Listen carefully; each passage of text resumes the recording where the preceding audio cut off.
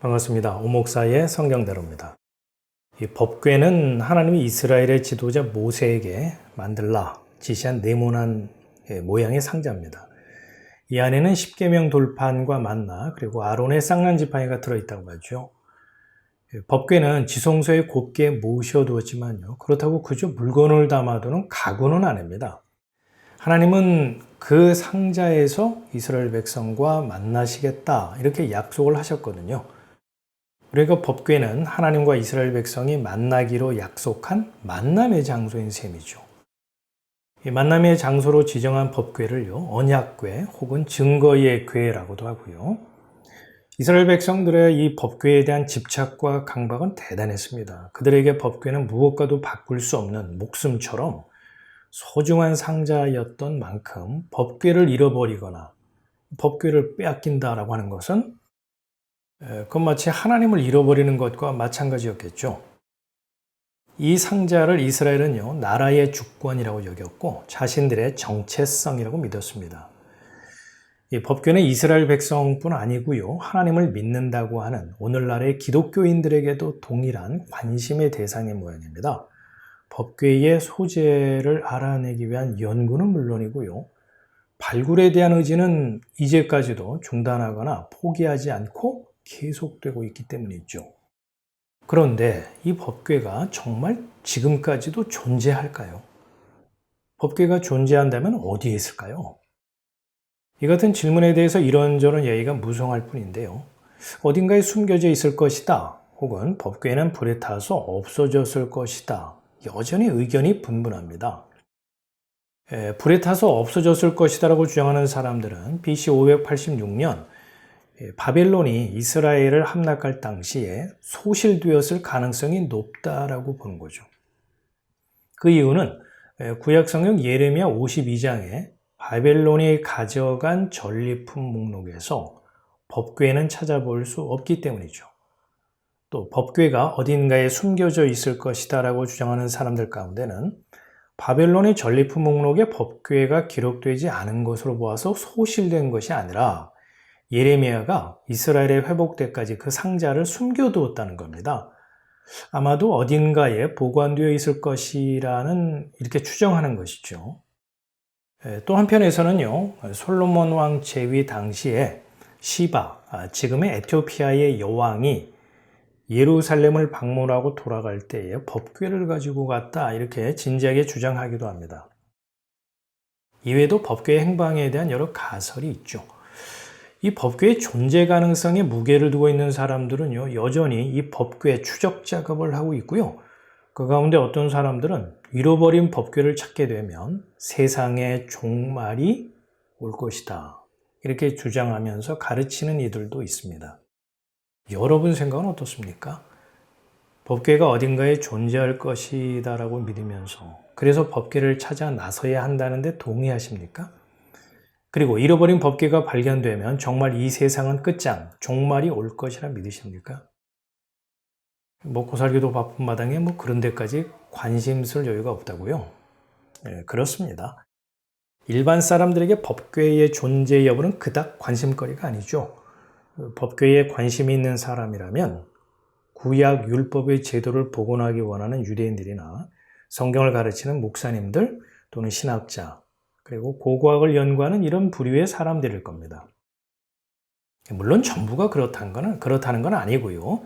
개중에 그와 같은 생각을 확고한 믿음으로 가지고 있는 사람이 더러 있다는 거죠. 이와 같은 확신에 대해 성경도 같은 입장일까요? 동의할까요? 성경 어디에 법궤를 찾으라는 요구의 말씀이 있으며 또한 법궤가 발견이 되면 이 세상에 종말이 올 것이다, 이런 내용이 성경 어디에 기록이 되어 있는지 그것이 알고 싶습니다. 이렇게 되묻는 이유는 잘못된 확신은요, 사람들의 판단을 흐리게 할 뿐 아니라 성경의 입장과 다른 엉뚱한 방향으로 자신만 가는 게 아니고 다른 사람들을 인도하기 때문이죠. 성경은 오히려 사람들이 법궤를 아쉬워하거나 찾지 아니할 것이다 라고 분명하게 기록을 하고 있습니다. 나 여호와가 말하노라 너희가 이 땅에서 번성하여 많아질 때에는 사람이 여호와의 언약궤를 다시는 말하지 아니할 것이요 생각지 아니할 것이요 기억지 아니할 것이요 찾지 아니할 것이요 만들지 아니할 것이며. 이 구절은 1차적으로는요 이스라엘 백성이 바빌론 포로 생활을 끝내고 고국으로 돌아올 상황에 관한 예언의 말씀입니다. 동시에 예언의 복합 성취라는 의미에서요 메시아가 등장하게 되면 성취될 일에 대한 언급이라 해도 틀리지 않죠. 방금 읽은 예레미야 3장 16절을 문자적으로 보더라도 법궤는 더 이상 사람들이 기억도 아니하고 찾지도 아니할 것이다 라고 성경은 말씀하고 있죠. 이 법궤 안에 십계명 돌판이 있고 또 만나 그리고 아론의 쌍난 지팡이들을 넣어둔 것은 사람들의 불순종에 대한 심판을 기억하도록 하기 위한 하나님의 의도였죠. 이 불순종에 대한 심판이라는 하나님의 뜻은요 또 다른 면에서는 구원을 암시하고 있죠. 동전의 양면처럼 심판과 구원은 한 묶음인 것이죠. 하나님은 어린 양이신 예수 그리스도께서 피 흘리심으로 심판을 받으시고 대신 그 핏부림을 입은 자에게는 구원이 임한다고 하는 하늘의 뜻이 이 법궤에 담겨져 있는 놀라운 비밀입니다. 그래서 어린 양의 실체이신 구원자 예수 그리스도의 피 흘리심, 즉 십자가 사건 후에는 심판의 대상인 법궤를 사람들이 다시는 찾을 필요도 만들 필요도 없는 것이죠. 좀 더 자세히 설명해 볼까요?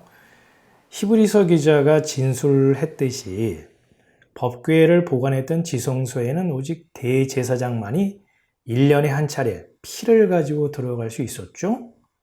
하지만 예수님이 십자가에서 죽으실 때요, 성소와 지성소 사이를 가로막고 있던 휘장이 위로부터 아래로 찢어짐으로써 하나님께 나아갈 수 있는 막혔던 길을 예수님이 활짝 열어 놓으셨잖아요. 하나님께서 법궤에서 만나시겠다고 약속하신 이 만남의 장소, 즉 법궤가 보관된 지성소에 일반인들은 그동안 가까이 가는 것도 허락되지 않았지만 예수 그리스도의 피로 말미암아 지성소로 향하는 길이 열림으로써 누구든 나아갈 수 있게 되었다는 것이죠. 바로 이러한 의미에서 예레미야 선지자는 법궤가 더 이상 필요 없게 될 것을 예언했던 것입니다. 그러니까 이 땅의 법궤는 진짜 법궤의 실체를 말하기 위해 한시적으로 제작한 모형에 불과한 것이고 그림자라는 것입니다.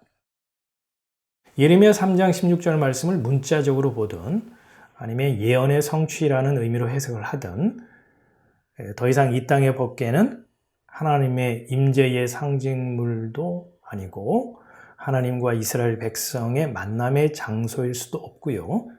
또한 하나님의 심판이 집행되는 물증으로서의 법궤도 될 수 없다는 겁니다. 그렇다면 법궤의 실체, 진정한 법궤가 모셔진 성전은 어떻게 설명할 수 있을까요? 심판의 대상이 예수 그리스도의 대속의 피로 말미암아 용서받아 하나님을 아버지라고 부르며 그분에게 나아갈 자녀의 신분을 회복한 사람이 다름 아닌 하나님이 거하시기에 합당한 처소, 성전인 것이겠죠. 왜냐? 하나님은 법궤가 모셔진 성전의 시은좌, 즉 대속의 피가 뿌려진 은혜의 장소, 특정한 지역이나 공간이 아니고요. 예수 그리스도의 피를 말하는 거죠. 하나님은 바로 거기서 내가 너와 만나겠다라고 약속하셨기 때문입니다. 이와 같은 맥락에서 사도 요한은 다음과 같이 증거했습니다. 하늘에 있는 하나님의 성전이 열리니 성전 안에 하나님의 언약궤가 보이며 또 번개와 음성들과 뇌성과 지진과 큰 우박이 있더라. 하늘에 있는 하나님의 성전은 무엇을 말하는 것일까요? 예수 그리스도를 지칭하는 표현이고요. 아울러 그분의 핏부림을 받은 자, 즉 대속의 은혜를 입어 심판 가운데 구원을 얻은 성도까지 포괄하는 의미라고 봅니다. 이처럼 성경이 명백하게 증거하고 있음에도 불구하고 여전히 법궤의 소재에 집착하거나 법궤가 발견되면 세상은 종말을 고할 것이다 라고 주장을 한다면, 글쎄요, 그건 법궤의 시은좌, 즉 어린 양 예수 그리스도의 피 흘리심으로 말미암은 대속의 은혜를 간과한 단편적인 이해가 아닐까 싶은데요. 신약을 통해서 구약을 조명하고 해석해야 하는 성경 해석의 기본 원칙에서 벗어난 태도이기도 하고요.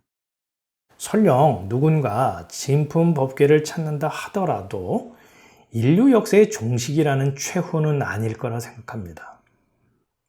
예수 그리스도의 그 십자가 사건 이후 이 땅의 법궤, 이 땅에서 법궤가 발견된다 하더라도 한낱 금박을 입힌 나무 상자에 불과하기 때문이죠.